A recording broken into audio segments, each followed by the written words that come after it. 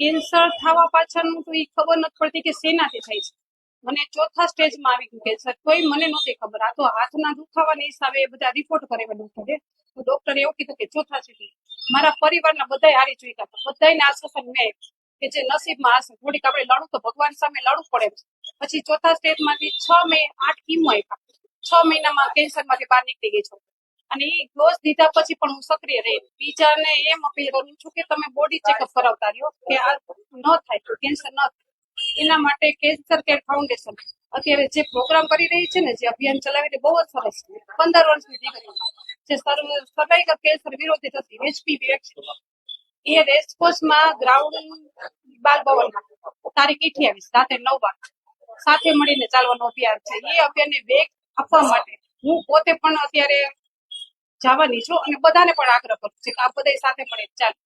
વર્ષાબેન જોશી, હું Rajkot cancer care foundation માંથી કાર્યરત છું અને 28 તારીખે રાત્રે 8:30 વાગે રેસકોર્સ રિંગ રોડ પર બાલભવન થી સ્ટાર્ટ કરીને એક સર્વાઇકલ પીવીએચ વેક્સિનેશન માટેની વોકેથોન રાખેલી છે, જે બાલભવન થી સ્ટાર્ટ થશે, જેનું સ્ટાર્ટઅપ રમેશભાઈ ટીલારા, જિગ્નેશ દાદા તથા કેન્સર કેર ફાઉન્ડેશનના પ્રમુખ શ્રી અશ્વિનભાઈ સોલંકી આપશે. આ કરવા પાછળનું કારણ એ છે કે લોકોને અત્યારના ગવર્મેન્ટ સર્વાઇકલ કેન્સરની વેક્સિનેશન ફ્રીમાં આપી રહી છે, જેનું લોકોને ખ્યાલ નથી, જે લોકોને અવેરનેસ નથી કે સર્વાઇકલ કેન્સર શું છે, એના માટે વેક્સિનેશન લેવું જરૂરી છે.